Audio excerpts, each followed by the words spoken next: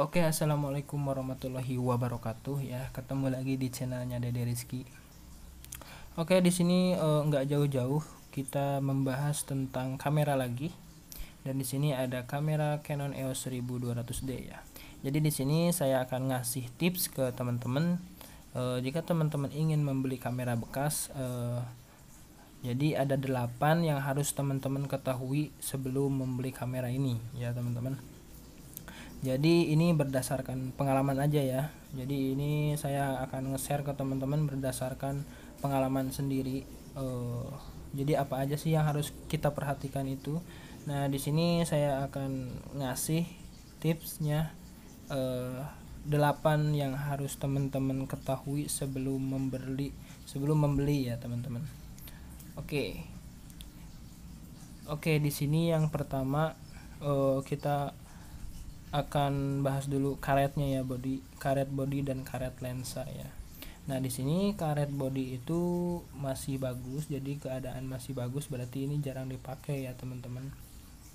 Masih keset-keset seperti daun seperti kulit jeruk ya, seperti itu. Jadi kalau misalkan yang bekas itu udah agak lumayan jelek ya teman-teman. Nah di sini di belakangnya juga ada karetnya, jadi masih bagus. Nah di sini lensanya ya, jadi yang sudah lama dipakai itu biasanya sudah rada kendor ya teman-teman. Nah itu yang pertama, jadi yang harus teman-teman perhatikan itu. Nah di sini yang kedua kita harus perhatikan karena sering juga banyak yang jual kamera itu tanpa karet USB atau HDMI ya teman-teman. Jadi karena keseringan dipakai jadi ya putus gitu kan talinya. Jadi kalau misalkan masih ada itunya berarti masih bagus ya kan.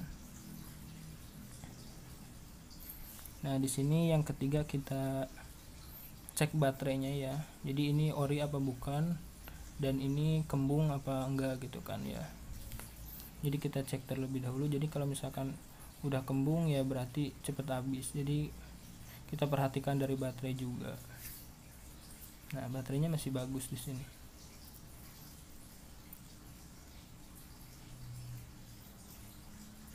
Oke, di sini yang keempat, cek semua tombol ya teman-teman. Kita cek semua tombol sebelum kita membeli. Jadi pas kita COD itu kita cek dulu nih satu-satu gitu kan. Jadi masih berfungsi semua. Ini kayak tombol bidik nih, tombol bidik masih bagus gitu kan. Nah di sini ada tombol play juga masih oke. Dan kita coba lagi yang lain-lainnya. Kita periksa satu-satu aja, kita masih berfungsi dengan baik apa enggak gitu kan. Dan di situ juga ada tulisannya ya, di situ pudar atau enggak, jadi kelihatan ya teman-teman. Semuanya tombol kita cek dulu. Nah di sini kayak sensor nih, kita lihat juga nih di dalamnya. Nah di sini kita cek juga bukan hanya tombol, jadi untuk pengaturannya. Nah di sini yang kelima kita cek flash ya teman-teman.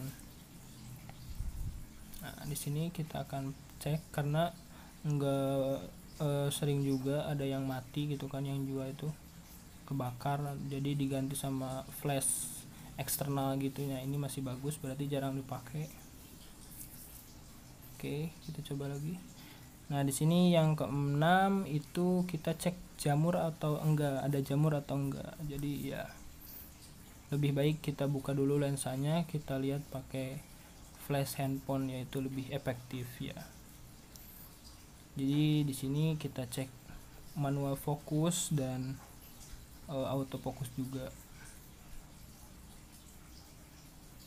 Kita cek masih bagus atau enggak, jadi berfungsi dengan baik atau tidak gitu kan.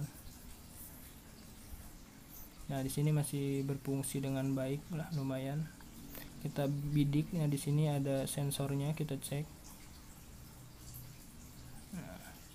Nah di sini juga untuk manual fokusnya ya, jangan sampai kelewat. Di sini ada juga manual fokus, jadi kita tidak hanya menggunakan autofocus aja. Nah dan yang terakhir yang ke-8, kita cek semua body nih, bodinya masih ngedop atau sudah kinclong ya. Jadi kalau misalkan masih ngedop seperti ini berarti masih oke dan jarang dipakai, masih layak digunakan. Oke. Nah, sekarang kesimpulannya, jadi ya seperti itu cara melihat DLSR ini masih bagus atau enggak, masih layak atau enggak. Bukan hanya dari SC aja yang kita perhatikan, dari semuanya, seluruhnya kita cek terlebih dahulu sebelum kita membeli. Jadi setelah beli ya tidak sia-sia gitu. Oke, terima kasih.